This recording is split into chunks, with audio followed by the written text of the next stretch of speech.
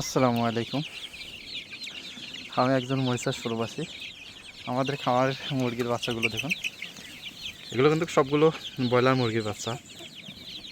আর কিছু আছে ওই যে লাল যেগুলো ডিম পারে ওগুলো। মাশাআল্লাহ অনেক সুন্দর হয়ে গেছে।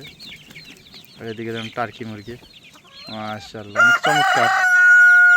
এদিকেও আছে, এদিকেও কিছু এই যে লাল মুরগি ডিম পাড়ার জন্য আছে।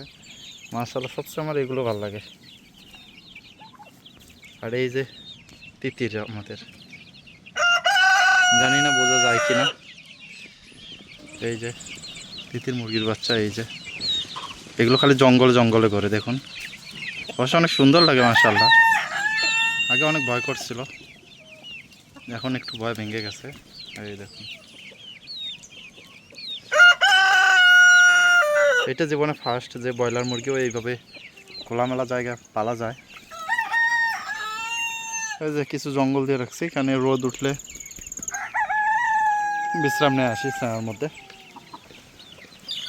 দেখুন মাশাআল্লাহ অনেক সুন্দর লাগতেছে। সবগুলো আমার পায়ের কাছে চলে আসছে। এই তিতির মুরগির বাচ্চাগুলো অনেক ভয় পায়।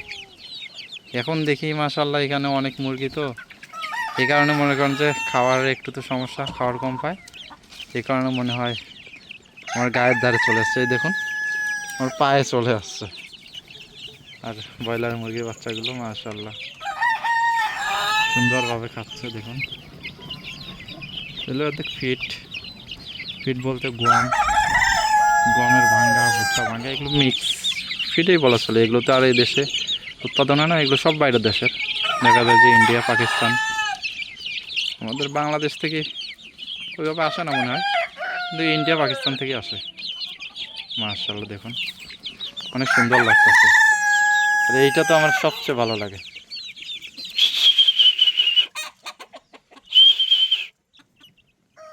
ডাকো ডাকো, ডাকো না। এই যে মাশাআল্লাহ একবার পাগল বানাইছে আমাদের। দেখুন আমার পাগল বানাইছে। এই দেখুন আমি বইয়ে রয়েছি, আমার ধারে আইসা আমার পাগল বানাইছে।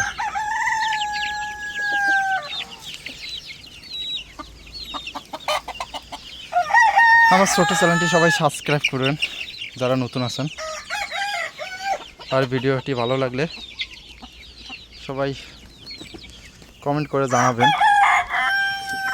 এবং যারা নতুন দেখেন তারা অবশ্যই সাবস্ক্রাইব করতে বলবেন না। দেখুন মাশাআল্লাহ অনেক সুন্দর লাগতেছে। সবাই ভালো থাকবেন, সুস্থ থাকবেন। আল্লাহ হাফেজ।